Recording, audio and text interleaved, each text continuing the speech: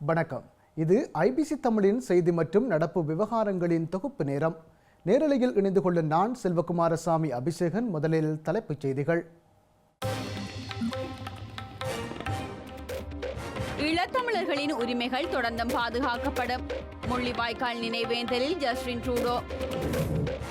கிழக்கு பல்கலைக்கழகத்தில் நினைவேந்தலை தடுத்த காவல்துறைக்கு வலுக்கும் கண்டனங்கள். ஸ்ரீலங்காவின் திட்டம் வெளிப்படுவதாக தெரிவிப்பு. எலான் மஸ்கை சந்தித்த ஸ்ரீலங்கா ஜனாதிபதி. செயற்கைக்கோள் இணைய சேவை குறித்து பேச்சு. பாரதிய ஜனதா கட்சியின் பணியகத்தை முற்றுகையிட்டு ஆம் ஆத்மி கட்சி. தடுத்து நிறுத்திய காவல்துறை.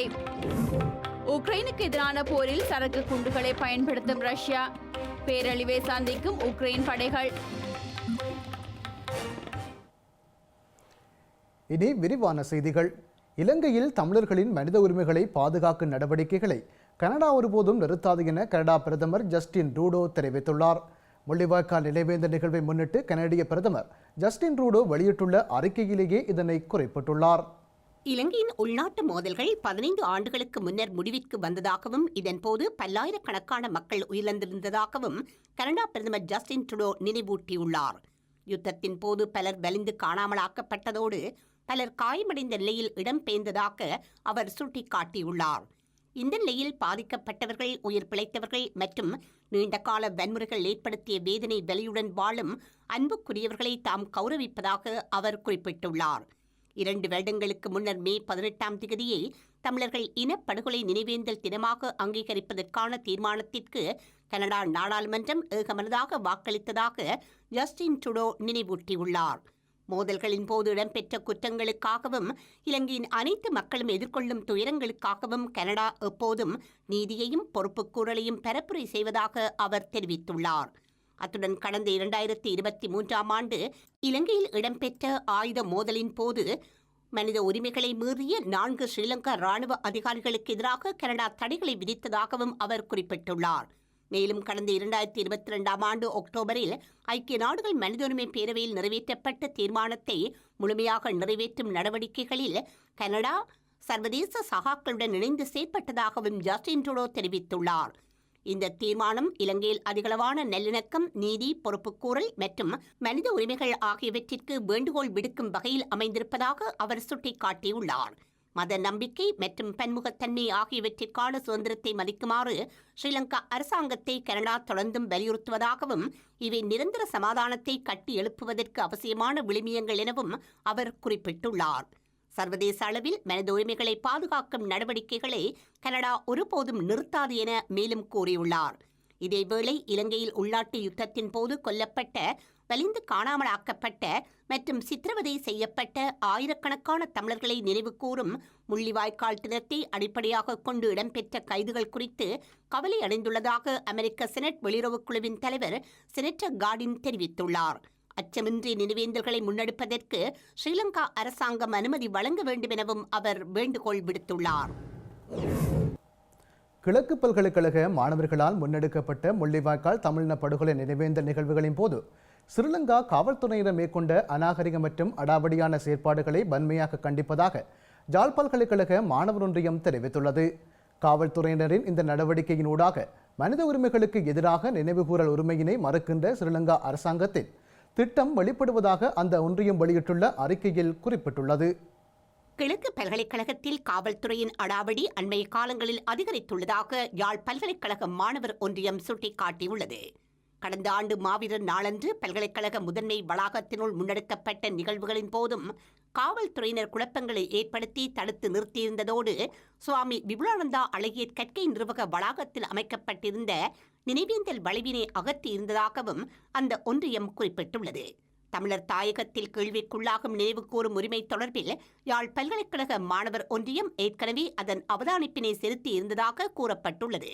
அத்துடன் கிழக்கு பல்கலைக்கழகத்தில் தமிழ் மாணவர்கள் தமது பெரும்பான்மையினை இழந்துள்ள நிலையில் தமிழ் மக்களின் உரிமைக்கான பயணத்தில் தோளோடு தோள் நின்று பயணிக்கும் கிழக்கு பல்கலைக்கழக மாணவர்களின் தொடர்ச்சியானதும் தன்னெழுச்சியானதுமான செயற்பாடுகளை தடுக்கும் செயற்பாடுகளின் அங்கமே இதுபோன்ற விதிகளுக்கு புறம்பான ஒடுக்குமுறைகளின் நோக்கம் எனவும் சுட்டிக்காட்டப்பட்டுள்ளது. இந்த நிலையில் கிழக்கு பல்கலைக்கழக மாணவர்களின் காத்திரமான முன்னோக்கிய பயணங்களுக்கு பிராந்தியத்தின் குடிசார் சமூகங்களும் செயற்பாட்டாளர்களும் பக்கபலமாக திகழ வேண்டும் என யாழ் பல்கலைக்கழக மாணவர் ஒன்றியம் கோரியுள்ளமை குறிப்பிடத்தக்கது. கிழக்கு பல்கலைக்கழக மாணவர்கள் ஏற்பாடு செய்த முள்ளிவாய்க்கால் நினைவேந்தல்களை ஸ்ரீலங்கா காவல்துறையினர் தடுத்து நிறுத்தியமைக்கு மட்டக்களப்பு மாவட்ட குடிசார் சமூகம் கண்டனம் வெளியிட்டுள்ளது.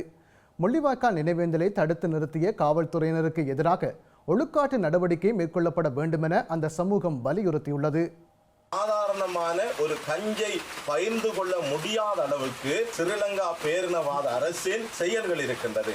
அதாவது குறிப்பாக கிழக்கு மாகாணத்தில் இருக்கின்றது. சட்ட ஒழுங்கை மீறி செயற்படுகிறார்கள். இந்த சட்ட ஒழுங்கை நீதித்துறையை மிகவும் கேவலமான அந்த கீழ்த்தரமான கொச்சைப்படுத்துகின்ற ஒரு செயலையே போலீசார் செய்கின்றார்கள். அவர்கள் எவ்வண்ணமாக தங்களுக்கு ஏற்றவண்ணமாக சட்டங்களை மாற்ற முடியுமோ அதை தங்களுக்கு சாதகமாக அந்த சட்டங்களை மாற்றி இவ்வண்ணமான காரியங்களை செய்கிறார்கள். எனவே இன்றைய நாளிலே நடந்த பல்கலைக்கழக மாணவர்களுக்கு நடந்த அந்த அநீதியான சம்பவத்தை நாங்கள் கண்டிக்கின்றோம். இது அந்த பல்கலைக்கழக மாணவர்களுக்கு நடந்த பிரச்சனை அல்ல, தமிழினத்திற்கு நடந்த ஒரு செயலாகவே இது இருக்கின்றது. எனவே நாங்கள் சிவில் சமூகமாக இதை வன்மையாக கண்டிக்கின்றோம். மிகவும் கேவலமாகவும் மிகவும் கீழ்த்தரமாகவும் போலீசாரை போல அல்ல, சாதாரண மக்களை போல அல்ல, ஒரு ரவுடி கும்பலை போல செயற்பட்டு அந்த மாணவர்கள் ஆயத்தப்படுத்திய அஞ்சலி நிகழ்வை மிகவும் கீழ்த்தரமான முறையிலே அகற்றியிருக்கிறார்கள். அதாவது கஞ்சி பானையை காலால் தட்டி விடுத்தி இருக்கிறார்கள். அந்த அடுப்பை நூற்று மாணவர்களை அச்சுறுத்தல் ஏற்படுத்துகின்ற விதத்திலே மிகவும் சிறுமைத்தனமாக காவல்துறை என்று சொல்லப்படுகிற ஸ்ரீலங்கா அரசினுடைய ஏவல் துறை ஒரு ரவுடி கும்பலை போல, ஒரு அடியாட்களை போல மிகவும் கீழ்த்தரமான முறையிலே செயல்பட்டிருக்கிறார்கள். ஏறாவூர் போலீசார் நடத்திய இந்த அராஜகத்தை, இந்த அக்கிரமத்தை, இந்த அநியாயத்தை கிழக்கு சிவில் சமூகத்தின் சார்பிலே நாங்கள் வன்மையாக கண்டிக்கிறோம். இலங்கை தமிழரசு கட்சியின் மத்திய குழு கூட்டம் வவுனியாவில் உள்ள தனியார் விருந்தினர் விடுதியில் இன்று இடம்பெற்றுள்ளது. கட்சியின் தலைவர் மாவை சேனாதராஜா தலைமையில் இடம்பெற்ற கூட்டத்தில் நாடாளுமன்ற உறுப்பினர்களான ஸ்ரீதரன், எம்.ஏ. சுமந்திரன், செயலாளர் ப. சத்தியலிங்கம் உட்பட மத்திய குழு உறுப்பினர்கள் கலந்து கொண்டனர். கட்சிக்கு எதிராக நீதிமன்றில் தாக்கல் செய்யப்பட்டுள்ள வழக்குகள் தொடர்பாக முக்கிய தீர்மானங்கள் மற்றும் தமிழ் பொது வேட்பாளர் தொடர்பாகவும் கலந்துரையாடப்பட்டுள்ளது. இந்தோனேசியாவிற்கு விஜயம் செய்துள்ள ஸ்ரீலங்கா ஜனாதிபதி ரணில் விக்ரமசிங்க உலகில் பெரும் செல்வந்தரும் எக்ஸ் சமூக வலைத்தளம் மற்றும் டெஸ்லா உள்ளிட்ட நிறுவனங்களின் தலைவருமான எலான் மஸ்கை சந்தித்து கலந்துரையாடியுள்ளார். இதன்போது இலங்கையில் ஸ்டார்லிங்க் செயற்கைக்கோள் இணைய சேவையை நடைமுறைப்படுத்துவது குறித்து கலந்துரையாடப்பட்டுள்ளது. இந்தோனேசியாவில் நடைபெறும் 10வது உலக நீர்மன்றத்தின் உயர்மட்ட கூட்டத்தில் கலந்து கொள்வதற்காக ஸ்ரீலங்கா ஜனாதிபதி ரணில் விக்ரமசிங்க அங்கு விஜயம் செய்துள்ளார். இதன்போது உலகில் பெரும் செல்வந்தரும் எக்ஸ் சமூக வலைதளம் மற்றும் டெஸ்டா உள்ளிட்ட நிறுவனங்களின் தலைவருமான எலான் மாஸ்கை சந்தித்துள்ளார். இலங்கையில் ஸ்டார்லிங்க் செயற்கைக்கோள் இணைய சேவையை நடைமுறைப்படுத்துவது குறித்து எலான் மாஸ்குடன் கலந்துரையாடியுள்ளார். உலகளாவிய ஸ்டார்லிங்க் வலையமைப்பிற்குள் இலங்கையை ஒருங்கிணைக்கும் விண்ணப்ப செயல்முறையை துரிதப்படுத்துவது குறித்தும் இதன்போது கவனம் செலுத்தப்பட்டுள்ளது.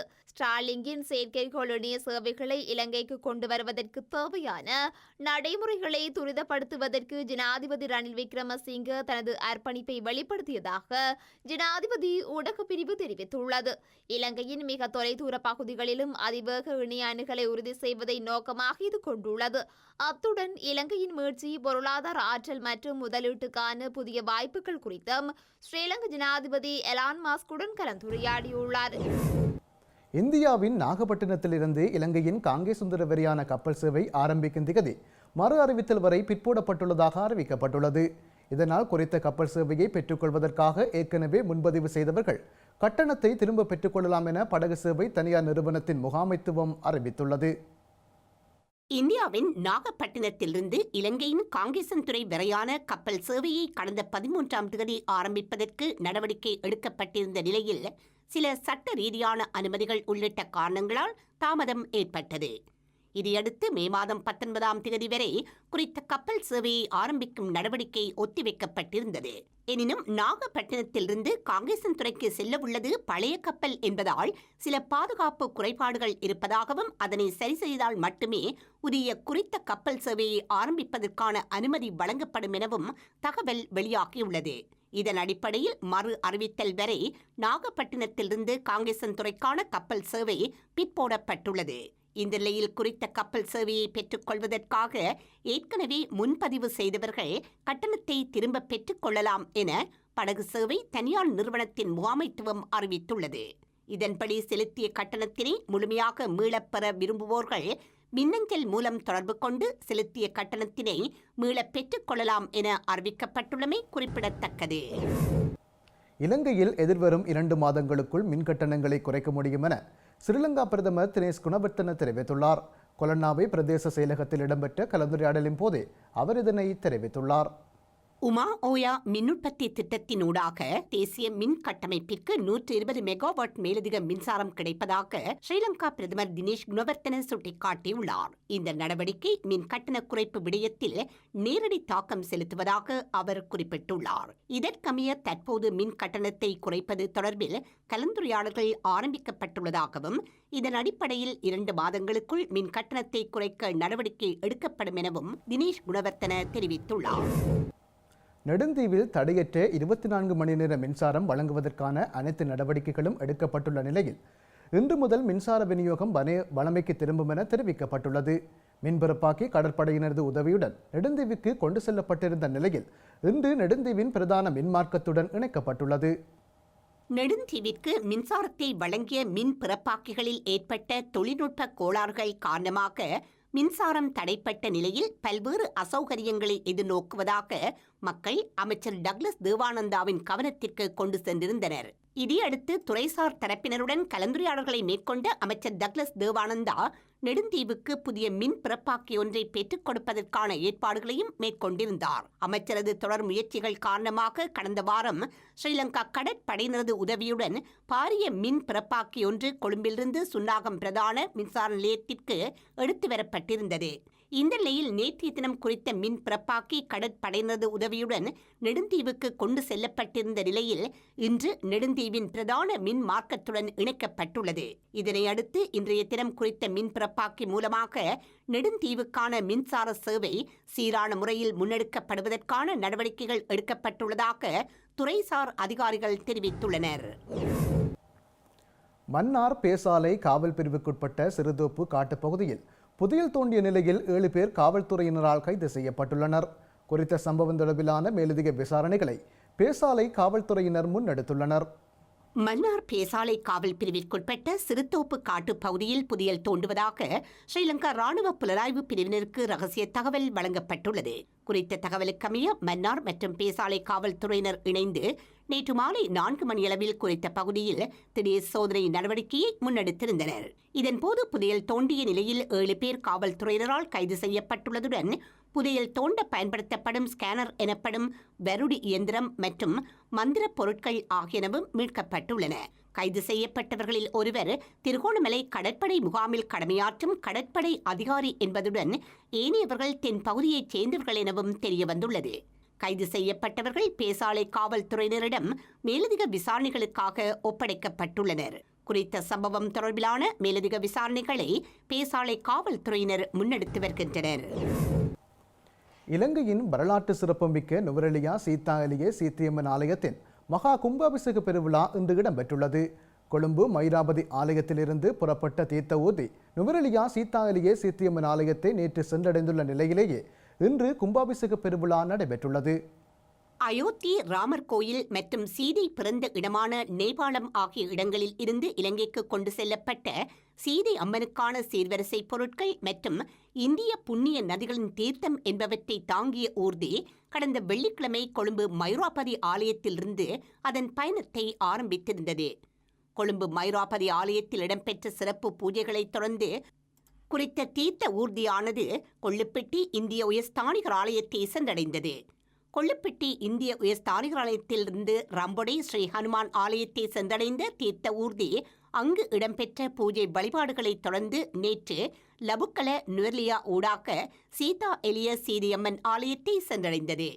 இதையடுத்து நேற்றைய தினம் ஆலயத்தில் எண்ணெய் காப்பு நிகழ்வு இடம்பெற்றிருந்த நிலையில் இன்று மகா கும்பாபிஷேக திருவிழா இடம்பெற்றுள்ளது.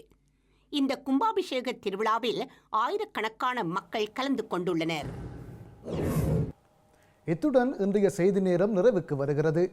உடனுக்குடன் செய்திகளை அறிந்து கொள்ள ibctamil.com என்ற எமது இணையதளத்தை பார்வையிடுங்கள். வணக்கம்.